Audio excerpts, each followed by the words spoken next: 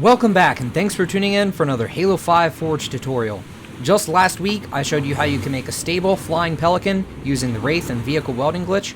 Well, the Anvil's Legacy update dropped today, and along with the file browser and prefabs, we get support for vehicle welding, which is by far my favorite thing in Halo 5's Forge. This is just a basic tutorial on how to get you started on making your own custom vehicles, so let's get into it. So we're here in Forge, and there are two ways of doing this. The one that you could call the old way, which is still relevant depending on what you're trying to accomplish, but we did this because we couldn't make an object weldable to a vehicle under the object properties. So what you had to do was create a welded group first and then weld that to the vehicle. So we'd spawn in two cable caps like so, magnetize them together, select both of them, go into the object properties, then create a welded group. Then we'd move those over while still holding those. We'd grab the Warthog, hold up on the D-pad, then select OK. Then we'd go over and we could weld a barrel to it. We'd go over and still holding the barrel, we'd select the Warthog, hold up on the D-pad again, select OK. Then we go back into our object properties, change the parent to the Warthog, and then change the physics to normal. And after that, we were good to go. And after welding those initial cable caps, you could just keep welding. But we don't have to do that anymore, but like I said, it still is relevant depending on what you're trying to do, and you can see it's very quick. But now let's move on to something that's a lot more fun than a Warthog. So, as everybody has always wanted a flying Pelican, that's what we're going to go ahead and make.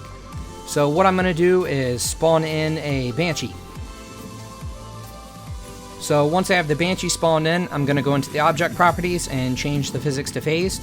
And then all we need to do is spawn in the Pelican.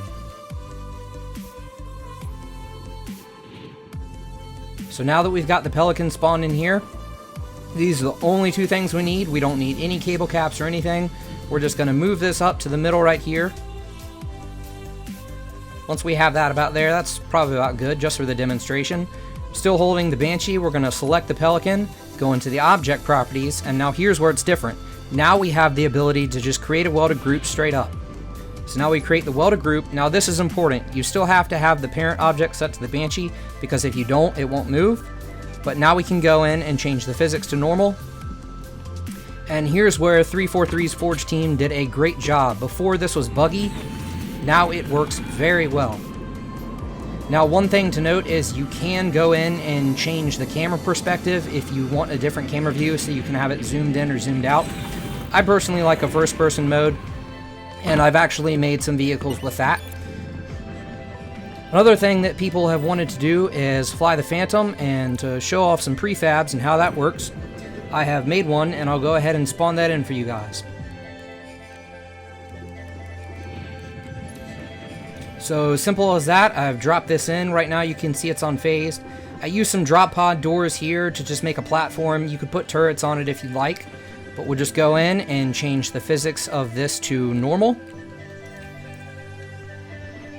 And then hop right on.